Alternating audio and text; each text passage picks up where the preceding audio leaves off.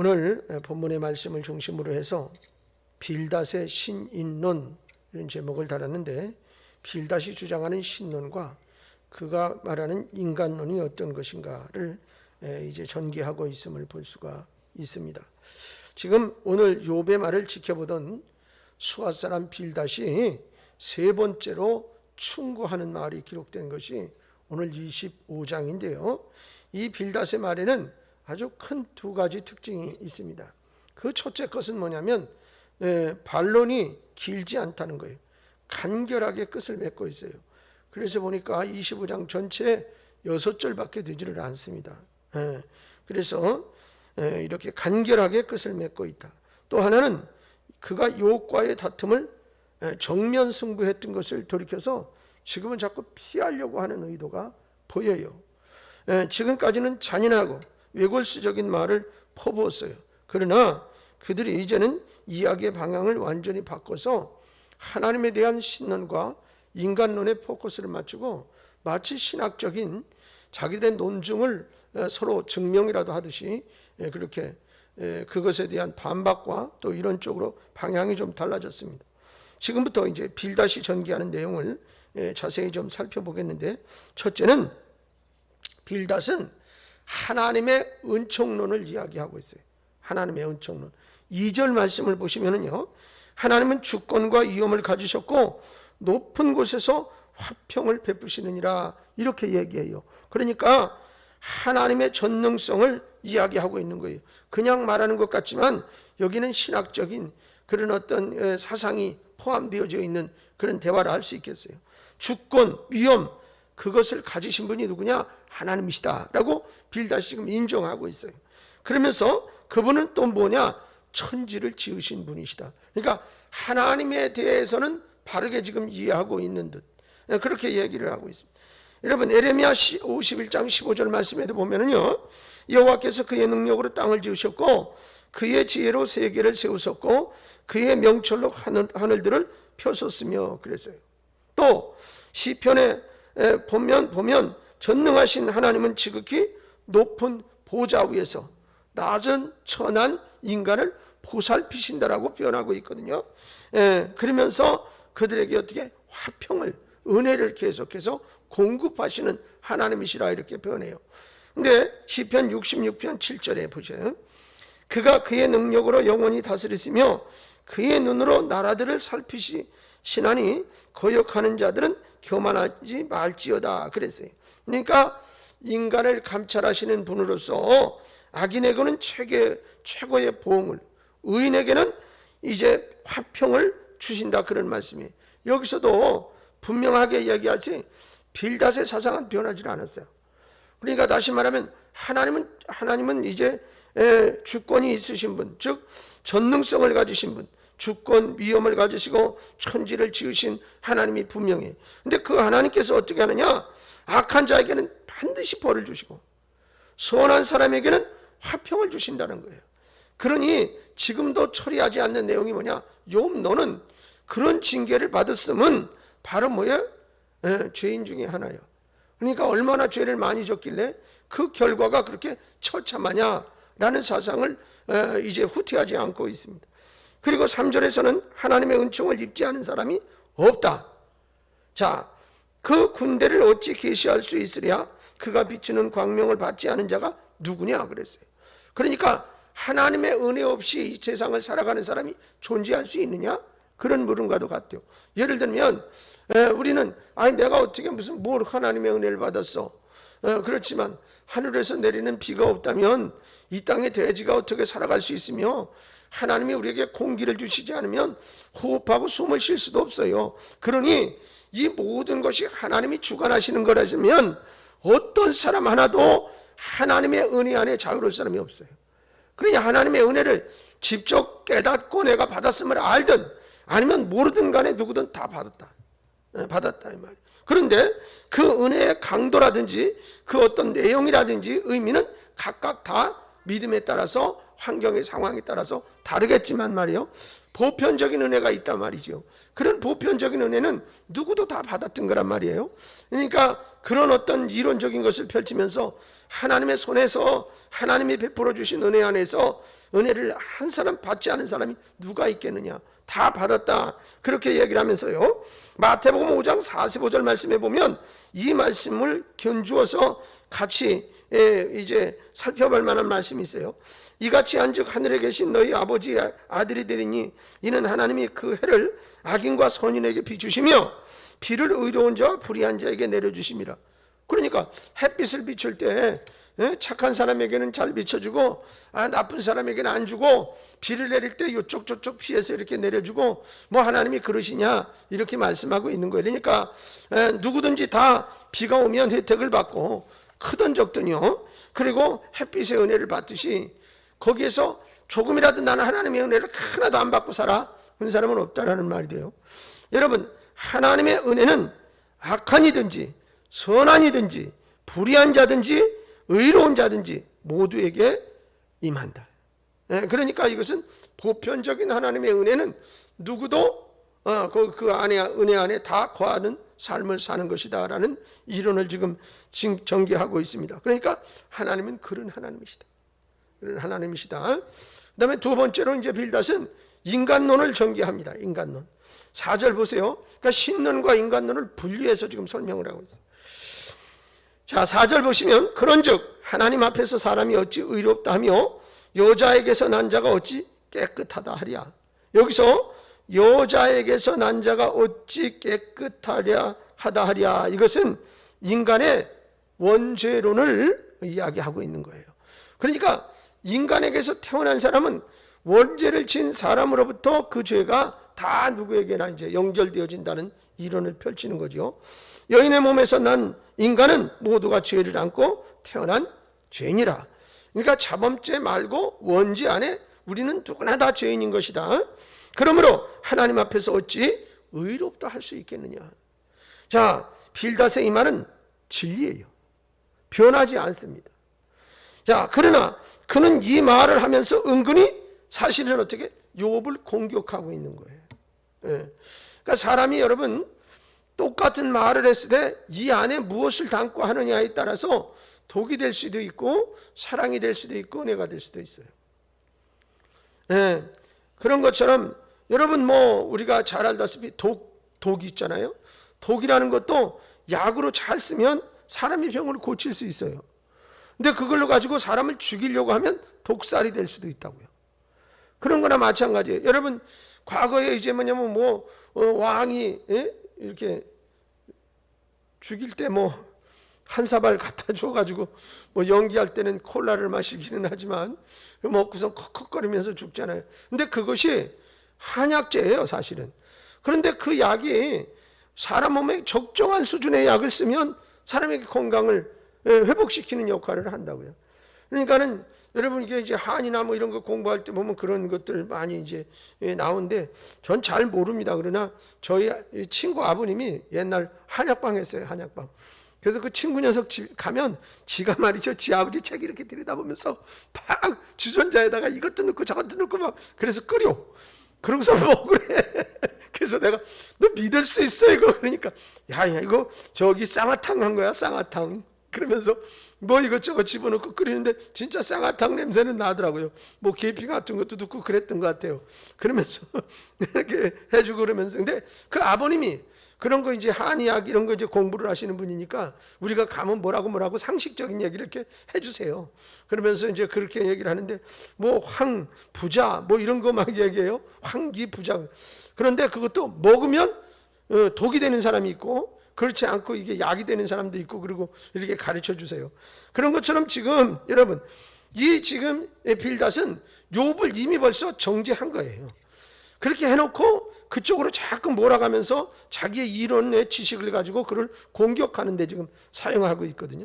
여러분 누구나 다 원죄를 졌어요. 그러니까 의인은 없나니 바울이 하나도 없다고 그랬거든요.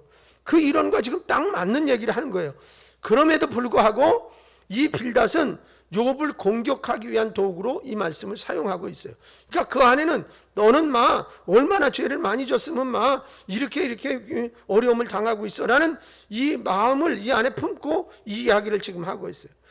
여러분 인간은 모두가 다 죄인인데 너는 어찌 하나님 앞에서 순전하느냐고 떠드느냐. 그러면서 뭐야, 이놈아 내가 어찌 하나님 앞에 순전하다고 말하느냐, 야 까불지 마라. 이런 어떤 의미의 얘기를 지금 빌닷이 욥에게 하고 있다 이 말이에요. 그러면서 보세요. 5절 6절에서 빌닷이 하는 말을 더 연결해서 보세요. 보라, 그의 눈에는 달이라도 빛을 발하지 못하고 별도 빛나지 못하거든 하물며 벌레인 사람 벌레 같은 인생이랴. 그렇게 말해요. 하나님 앞에서는 달도 부끄러워 고개를 숙이고 총명한 별들도 빛을 잃거늘 하물며 벌레 같은 사람 구더기 같은 인생이 어떻게 의롭다 할 수 있겠느냐, 이런 말이에요. 그러니 여러분, 이것을 정말 하나님 편에서 신학적인 깊이를 가지고 정당하게 얘기를 한다면 진리의 말. 그는 모든 인간은 벌레, 구더기 같은 죄인이라는 것을 강조하면서 너도 죄인이다, 욥도. 그 죄로 인해서 재앙을 받았으니 쉽게 얘기하면 빨리 그 죄를 인정해, 회개해야 돼. 그래야 하나님의 진노와 그 책망에서 네가 조금이라도 자유스러워질 수 있어 라는 얘기예요. 여러분, 그러나 그의 생각은 어떻다? 틀렸다는 거예요. 왜? 그가 전개한 신론은 맞아요. 신학적으로도 논증을 해봐도 참 공부 많이 했구나 라는 것을 알 수 있을 만큼이요, 욥이 죄를 지어서 그런데 재앙을 받은 것은 아니에요. 그러니까 우리가 어떤 말씀을 가지고 누구를 징계하거나 이렇게 할 때 삼가 조심스러워야 할 그런 얘기들이 있어요. 오늘 저는 어느 선교사님이 그 인도에서 변이 바이러스에 감염돼서 투병을 하다가 조금 전 돌아가셨다는 얘기를 듣고 마음이 편치 않았어요. 사실은 그분은 인도 사람이고요, 우리나라 여자 선교사님이 파송 가서 인도 사람과 결혼을 했어요. 그래서 그 선교사님이 한국에 들어와서 같이 신학 공부를 하고 어느 교회에서 파송을 받아서 현지로 간 거예요. 그러니까 가장 이상적인 선교사의 형태예요. 그러니까 현지인과 결혼하는 것은 굉장히 선교 현장에서 아주 중요한 그런 상황이 되어져. 그러니까 그 현지인들에게 접근해 갈 때 이제 자기네 나라 현지인과 결혼한 사람이니 마치 뭐 한국의 식으로 따지면 인도 남자에게 한국 사람이 시집 온 거나 마찬가지잖아요. 그러니까 그를 받아들임이 그 사회 속에서 이제 쉽고 또 여러 가지 그런 적응하는 그런 능력도 많아서, 근데 이게 바이러스가 감염되고 그 뭐 수치가 막 떨어지고 그래서 특수병동에 입원했는데 돈이 없잖아요. 한국 교회에서 들끓듯이 일어나 가지고 뭐 어떤 사람은 막 수천만 원을 기증해 가지고 1인 병동 그런 데 병원에 제대로 들어가서 긴급 기도 연락이 왔고 같이 기도를 하고 그랬는데 이제 뭐 하나님이 어떻게 그를 이제 불러 가셨어요. 그런데 우리가 이제 위로의 댓글을 달면서 하나님의 선하고 복된 뜻을 우리가 다 어떻게 이해할 수 있겠느냐는 거죠. 그래서 이제 어제도 우리 그 한 목사님이 혈액암이 걸리셨다는데 나이는 저보다 조금 몇 살 더 많으신데 신학교는 훨씬 늦게 하셔서 저보다도 뭐 몇 해 후배세요. 그런데 뭐 8호 학번이니까 많이 후배죠. 그런데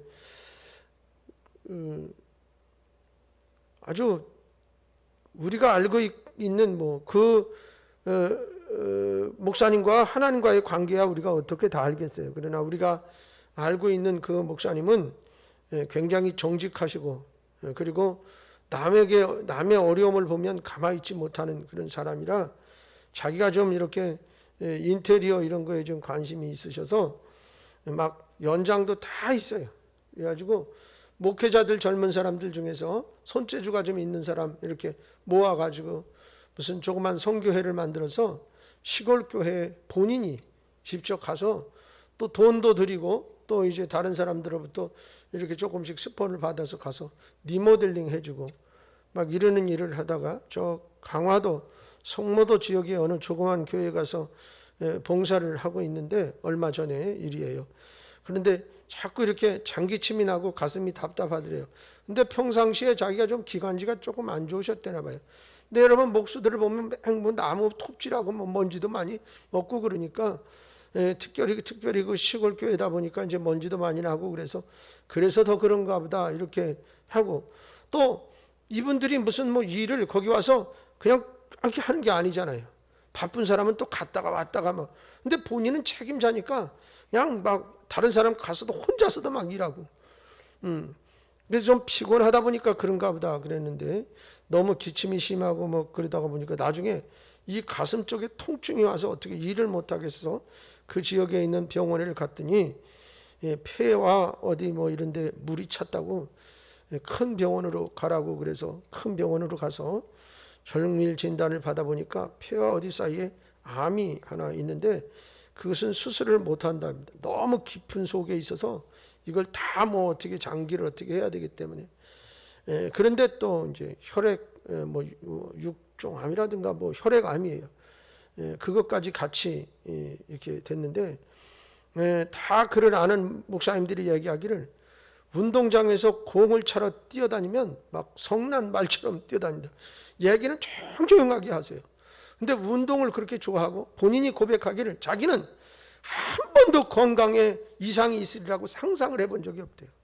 그러니까 자기 자신은 늘 건강하다고 자부심을 가지고 그렇게 살으셨다는데, 1차 항암 치료를 받고 이제 집에 잠깐 들려서 오신 거예요. 그리고 이번에 목요일 날 들어가면 묵인 병동으로 들어가야 된다고 그러더라고요.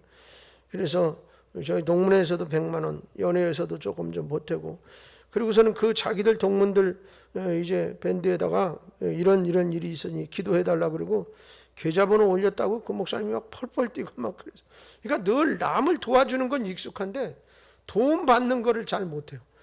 그 감독님이 이렇게 봉투 내는데도 못 받아가지고 사모님이 대신 사모님한테 드렸어요. 저희도 사모님한테 드리고.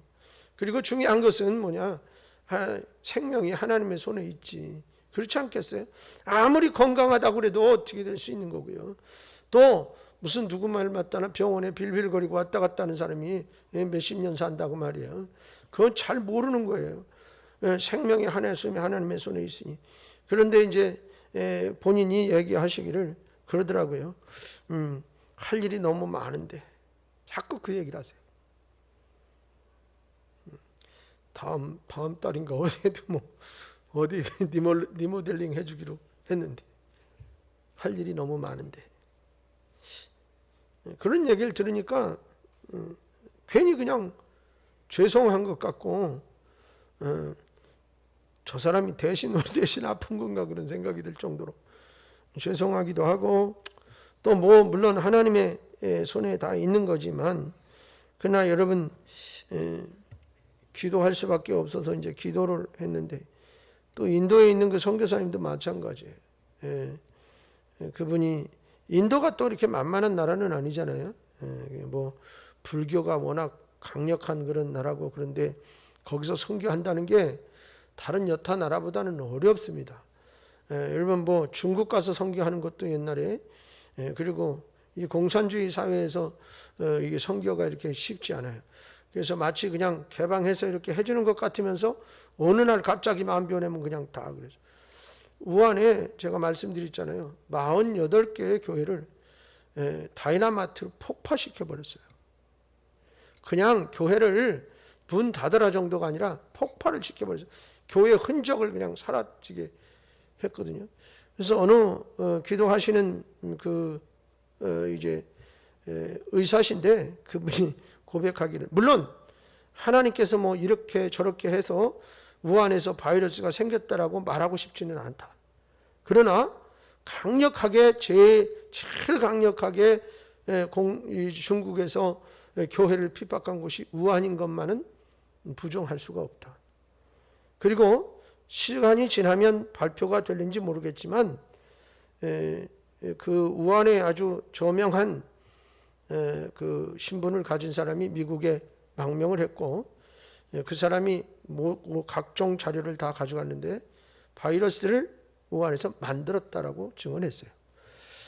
그래서 이게 이제 깊이 있게 좀 조사가 되어지고 뭐 이렇게 되어지면 어떤 결과가 나올는지는 모르겠어요. 물론 일부러 그걸 만들어서 바이러스를 퍼뜨렸는지 아니면 뭔가 이런 질병에 대한 뭔 연구를 하다가 그게 변이가 돼서 뭐가 나왔는지 그거는 확실하게 잘 아직까지 제가 정보를 다 수집하지 못해서 모르겠는데 어쨌든 그런 얘기들이 근데 이거는 사실입니다. 그래서 지금 이제 미국의 바이든 대통령도 그 사람을 직접 그 상황을 다 접수하고 그런 걸로 알고 있어요. 그러다 보니까 중국과 미국은 사이가 별로 좋지 않습니다. 이게 그러니까 가만히 이런 세계 정세와 흐름을 이렇게 가만히 살펴보면 하나님이 어떻게 역사하셔서 이 상황을 어느 방향으로 끌고 갈지 우리는 기대하면서 지켜보기는 하지만 그러나 만만하지 않다는 거예요. 만만하지 않습니다. 사실 지금 대한민국은 이제 30% 조금 안 되는 인원이 이제 백신을 맞았는데 1차 백신을 맞으신 분들이 다 항체가 생겼다 말할 수 없어요. 2차 접종을 또 끝내야 되는 거고 끝내도 약 그 맞은 분 중에 86% 정도만 항체가 생기는 걸로 지금 의학계에서는 데이터를 내고 있는 상황이고 또 실질적으로 제가 알고 있는 사람 중에 아주 교인 중에 어느 목사님이 말씀을 하시는데 얼마나 건강한지 헬스 트레이너래요. 그리고 30대인데 다른 많은 사람들과 접촉을 하니까 신청을 해서 바이러스 주사를 맞고 3일 만에 죽었어요. 근데 병원에서는 그냥 원론적인 얘기만 하는 거예요. 이거하고 상관없는 일이다라고 자꾸 그렇게 하니까 얼마나 억울해요. 그래서 장례를 지금 못 치르고 뭐 계속 아마 이제 유족들은 항의를 하고 뭐 이러는 상태인가 보더라고요. 그러니까 그런 사람도 있고 저런 사람도 있는 거예요. 그러나 이 바이러스 우리가 이제 예방접종을 안 할 수는 없어요. 해야지 돼. 그런데 중요한 건 접종약이 없어요. 대한민국에. 구하지를 못하는 거예요. 외국에서 줘야 되거든요. 근데 영국 가서도 뭐라 그랬어요. 북한도 줘야 된다고요. 우리도 못 맞는데 지금 없어서. 그러니까는 미국에서 안 주는 거예요. 구하지 못하는 게 아니라 안 줘요. 여러분 갔다 우리 주면 그 북한 준다고 그러는데 누가 주느냐고. 왜? 미국이 유엔을 주도해서 북한을 계속 제재를 가하고 있는 건데 반대로 자꾸 대통령이 하려고 그러는데 주느냐고. 안 주지. 그러니까 대통령이 그런 세상과 생각을 가지고 있으니까 국민들이 피해를 보는 거예요. 이인영이도 계속 떠들어대기를 북한 줘야 된다고 그러잖아요. 백신을. 남으면 줘야지. 남으면. 우리 국민도 아직 지금 못 맞고 있는데 왜 거길 주는다고 자꾸 그러느냐고. 쌀도 제일 갖다 퍼다 줬으면서. 여러분 아셔야 돼요. 화성시도 북한의 어느 시와 자매결연을 맺었어요. 이인영이가 북한에다 4조 4천억을 주려고 약속을 했어요. 근데 정부에서 돈을 주면 국민이 저항이 워낙 크니까 어떻게 주느냐. 각 지자체끼리 다 자매결연을 맺어서 그 4조 4천억을 지자체에다 다 나눠줘가지고 이렇게 민간 교류 차원에 주는 것처럼 다 주려고. 강원도 뭐 어디 다 전국의 팔도 다 화성시도 자매결연 맺었다니까요. 그러니까 여러분 이 상황이 흘러가는 것을 보면 답답스러워요. 그런데 중요한 것은 뭐예요? 하나님의 섭리 안에 우리가 다 있다는 사실이에요. 하나님의 섭리 안에. 우리가 이렇게 가만히 보면은 과거에 우리가 사도행전 새벽에 공부하고 있지만 스데반 집사님이 당당하게 복음을 전하다가 순교하고 죽잖아요. 그때 쉽게 얘기하면 그의 죽음이 비참하게 그냥 이렇게 하고 죽었으면 괜찮을 텐데 얼마나 당당했는지 몰라요. 그러니까 오히려 그를 죽여놓은 사람들이 당황스러워. 그런 상황이 되다 보니까 핍박이 더 심해졌어요. 그러니까 이거 핍박을 견디다 못한 사람들이 어떻게 됩니까? 다 예루살렘 교회의 성도들도 수많은 사람들이 다른 나라로 피신을 가는 거잖아요. 여러 나라로. 그러면 야 이제 여기에 핵심이 뭉쳐야 힘이 돼야 뭐가 된다라고 생각을 했는데 이들이 흩어지니까 자기들은 마치 성공한 것 같았어요. 그런데 사실은 그렇게 흩어진 그 사람들이 거기서 복음을 전해서 세계 복음화의 시작이 됐다는 사실이에요. 그러니까 하나님의 역사를 모른다 이 말이에요. 그때 상황으로 보면 그렇게 예수 잘 믿는 사람은 다 죽었단 말이에요. 순교당하고 괴로움을 당하고 여러 가지 억압과 폭압 속에. 그런데 그러다 보니까는 이제 살라고 다른 나라로 흩어졌던 사람들이 거기서 복음을 전하죠. 거기서. 여러분, 그래서 세계 선교에 큰 역사를 이루는 것을 볼 수가 있어요. 마치 장작불을 다 흐트러 놓으면 꺼질 것 같잖아요. 모아놔야 잘 타는데. 그래서 하나씩 하나씩 내던진 거나 마찬가지. 근데 거기서 불씨를 이루어서 거기를 태우고 지역마다 태움의 역사가 일어났던 것을 볼 수가 있어요. 여러분, 감히 로마가 어떻게 기독교를 공인할 거라고 생각해요? AD 313년에 기독교가 공인돼서 그 나라 국교가 됐단 말이에요. 모든 세계는 로마를 향해서 로마로 통하는데 이게 하나님의 선하시고 복된 뜻은 어떻게 우리가 감히 가늠할 수가 없어요. 여러분, 모세가 이스라엘 백성들을 애굽에서 이끌고 나와서 홍해 앞에 서서 기도하기를 이야기하기를 하나님이 우리를 구원하실 거다. 근데 어떻게 구원하는지 모세는 마치 한 영화의 장면을 바라보는데 그 주인공이 어떤 모습으로 큰 영광의 자리를 차지하는지 그 시나리오를 안 봐서 난 몰라. 그러나 분명하게 그는 큰 영광의 자리에 있게 될 건데 그거 서서 지켜보자 이렇게 얘기해요. 믿음의 사람의 기도는 그래요. 하나님이 역사하실 것인데 그 역사의 현장 속에서 하나님이 어떤 모양으로 역사하실지는 구체적으로 잘 모르지만 이라는 거예요. 지금도 마찬가지예요. 하나님은 살아계시고 하나님은 역사하시는데 구체적으로 어떻게 역사하실지는 모르지만 그러나 하나님은 우리와 함께 하신다. 믿습니까? 어쩌면 인도에 있는 그 선교사님이 죽었어요. 하나님 불러가셨다고 해요. 그것이 그 유족에게는 아니면 지금은 우리는 그 내용을 확실히 잘 모르니 슬프고 답답할지 모르지만 그러나 하나님의 놀라우신 뜻이 있을 수 있다. 여러분, 우리가 가끔 보니까 그전에도 어느 신부님 얘기 이런 거 이렇게 보면 그분이 죽어서 유명해졌어요. 오히려 그들이 어떻게 그곳에 있는 사람들이 그 신부를 그리워하면서 더 하나님을 잘 섬기겠느라고 고백하고 그러는 모습들도 있지 않습니까? 여러분, 그렇습니다. 욥이 재앙을 받은 것은 하나님의 영광을 위한 것이라. 인간의 눈으로 보면 실패예요. 쫄딱 잃어버려서 그렇게 망할 수가 없잖아요. 심지어는 친구들까지 와서도 신학적인 논증을 계속하면서 그를 코너로 몰아가고 있단 말이죠. 여러분, 친구들은 죄로 인한 것이라고 정죄의 돌을 던져대고 있고요. 이것이 바로 오늘날 우리들이 범하기 쉬운 죄 중에 하나이기도 하고 또한 이제 우리들의 어떤 신앙관이 흔들리게 되는 계기도 된다는 사실이에요. 아니, 예수 안 믿는 사람이 더 잘 되는 것 같고 예수 믿는 사람이 더 안 되는 것 같고 세상 사람들은요, 믿음 없는 사람들은 그런 것 때문에 예수 믿는 사람들이 있다고요.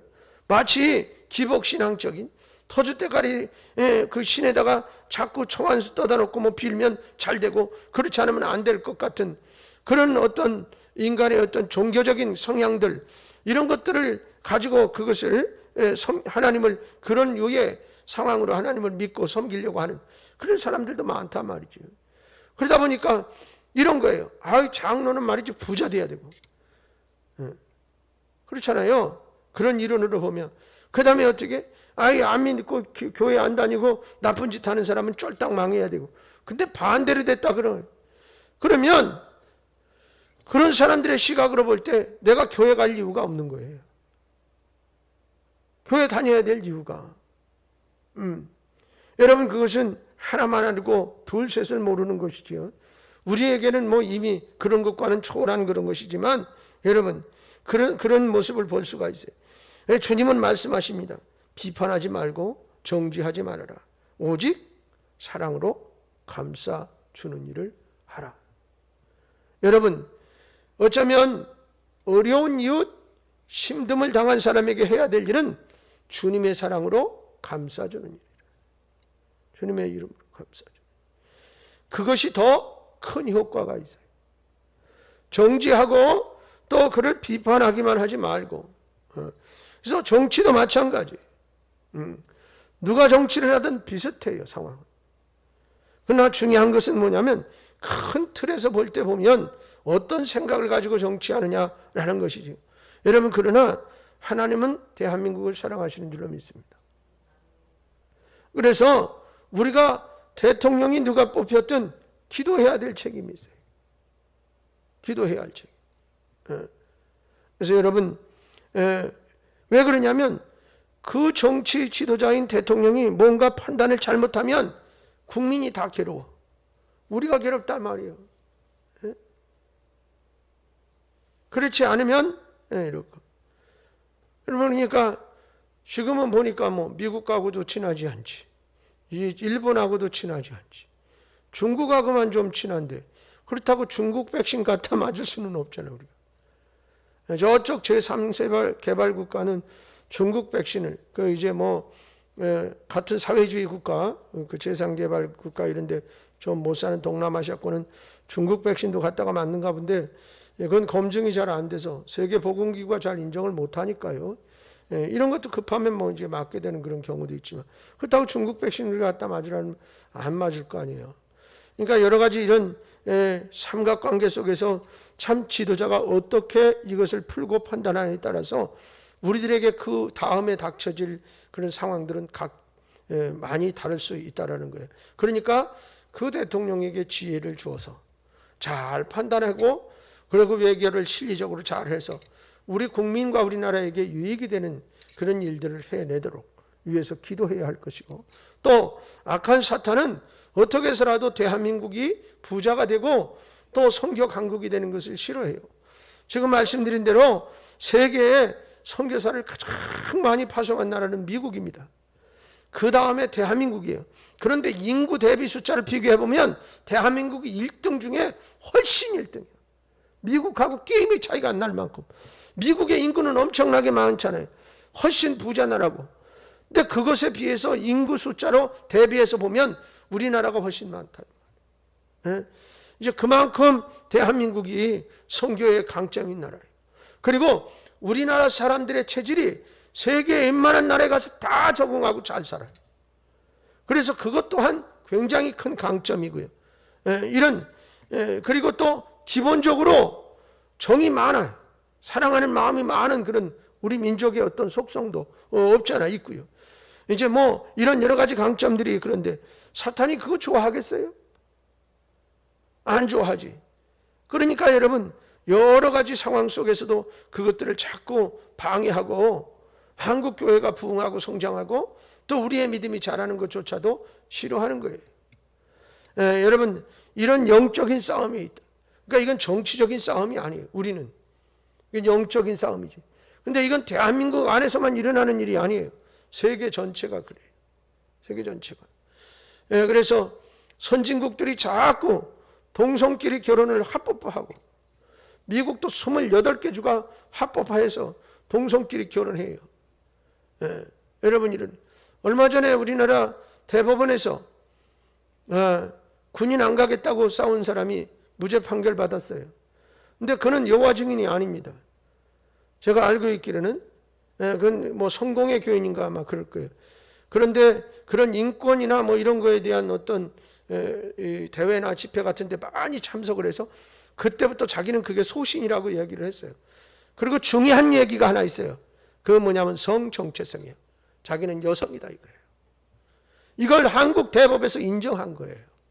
여러분 잘 생각하셔야 돼요. 내가 여자 화장실 들어가서 누가 뭐라 그러면 나 여잔데 왜 그래? 그런 사회가 됐어요. 어떡할 거냐 이 말이에요. 근데 중요한 것은 뭐예요? 서구에서 자꾸 그런 문화가 밀려 들어와요. 근데 우리는 기독교인의 상황에서는 이건 성경에 위배돼도 보통 위배되는 게 아니에요. 그런데 누가 국회의원들이 자꾸 그걸 입법화하려고 계속 몰아붙여요. 성남에 이번에 이재정이, 수원에 백계련이 막 계속 여자들이 그래요. 여자들이 더. 여러분 누가 손해입니까 그거? 남자가 여자 화장실 들어가서 나 여자라고 그러면 깜짝 놀랄게 여자가 더 놀라지 남자가 놀라겠어? 기가 막힌데 참. 그리고 지금의 흐르는 어떤 사고 속에는 페미니스트적인 사고들이 많아요. 그러니까 이 이게 뭔가 이론적인 건데 굉장히 잘못된 편향적인 거거든요. 그런 사고를 따르는 한국의 젊은 여성들이 얼마나 많은지 몰라요. 뭐 이게 편 가리기 할 일이 아니잖아요. 여러분, 남자와 여자를 왜 편을 자꾸 가르나 몰라요. 부부가 되면 동등한 거지. 옛날에야 남자가 우위가 돼가지고 좀 많이 그런 경우가 많았지만 지금은 거꾸로 해 보니까. 거의 가정에서도 젊은 세대들은 여성이 다 기득권을 거의 쥐고 이러고 저러고 하지 뭐 그렇게 그냥 그런 사회인 것 같은데, 물론 뭐 편을 나누자는 건 아니지만, 근데 이런 잘못된 사고들이 밀려 들어오는 거. 그러니까 이게 뭐냐? 영적으로 우리가 바로 서야 되는 거래. 예. 그리고 기독교인 다운 삶을 살아야 돼요. 예수 믿는 우리가 하나님의 말씀이 아니면 아닌 거라고 할 수 있어야 되는데, 사회가 다 그러니까 우리도 그냥 뭐 이렇게 하면 안 되는 거예요. 그래서 옳고 그름에 있어서 우리가 어쨌든 사회가 그렇게 가더라도 성경이 아닌 것은 아니고 우리가 그것을 실천하기 위해서 애를 써야 된다는 거죠. 여러분, 과거에 순교를 각오하고도 싸웠는데 그렇잖아요. 일제시대 때는 신사참배 안 하면 옥에 가두고 매도 맞고 심지어는 여러 가지 손해를 보고 죽음에 이르기까지 했어요. 그런 때에도 어떻게 예배를 그치지 않고 수많은 시골교회 장로님들은 생명 걸고 막 그냥 성도들 독려하면서 이렇게 했단 말이죠. 여러분, 그 정신이 다 어디로 갔어요? 그래서 물론 이제 뭐 생각이 다르게 하는 분들도 있을는지 모르지만 저는 그렇지 않다고 생각하고, 또 여러분 또한 하나님의 말씀 앞에 부끄럽지 않아야 될 것이라고 생각해요. 여기 빌닷은 신론과 인권론을 전개하는데, 이 빌닷이 말하는 하나님과 또한 인간은 분명히 다 성경적으로 맞아요. 근데 이 이론적인 사고는 맞지만 이것을 어떻게 적용하고 잣대를 갖다 대느냐는 차이가 많이 있음을 볼 수가 있어요. 그래서 우리들이 주님의 사랑의 마음을 가지고 항상 무엇을 행해도 행해야지. 그렇기 때문에 이 나라의 민족을 위해서도 주님의 사랑의 마음을 가지고 기도할 수 있어야겠고, 여러분, 대통령도 또 누구는 나쁘고 누구는 좋고 사람이 뭐 다 각각 생각과 방법이 다르니까요.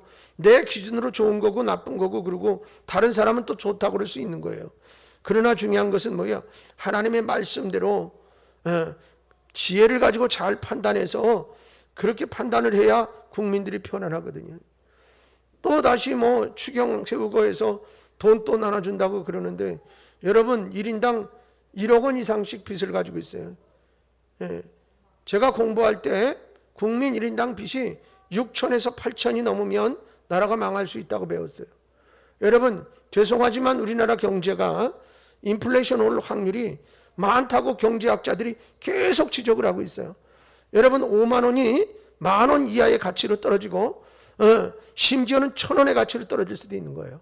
그러면 물건 하나 사러 가려면 돈을 자루에다 싸들고 가서 사야 되는 현상이 나타날 수도 있어요.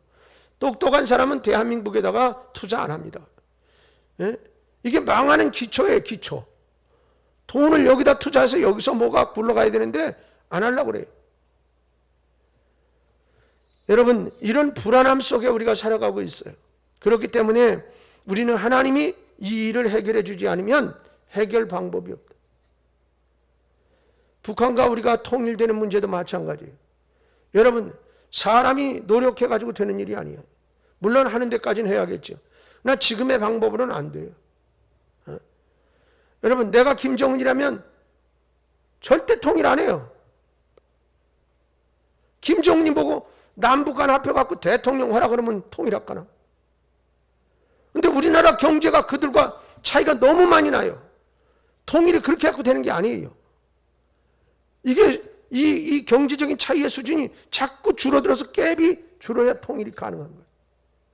그러니까 이런 문제도 하나님이 해결해야죠. 하나님이.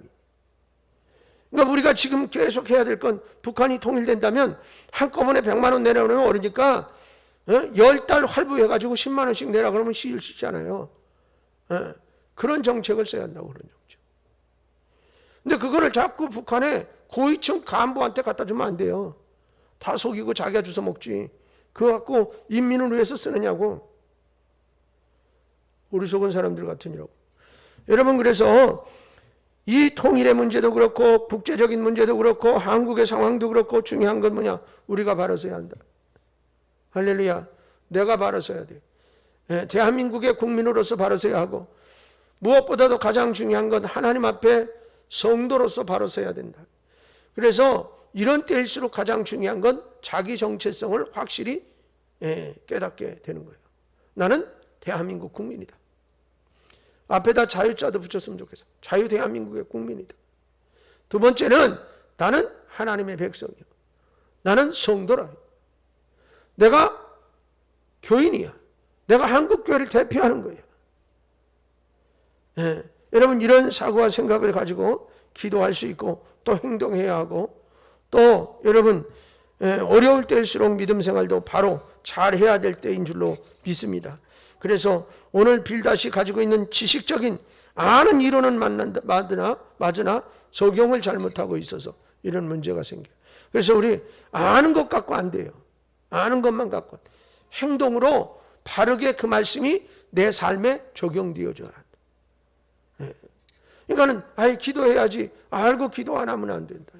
어떻게 해서라도 기도하려고 애를 써야 하고, 어떻게 해서라도 하나님이 기뻐하는 일이 전도라면 전도하려고 애를 쓰고, 여러분 자꾸 전도하려고 애를 쓰고 기도하고 그러면 하나님이 그런 사람을 붙여주세요.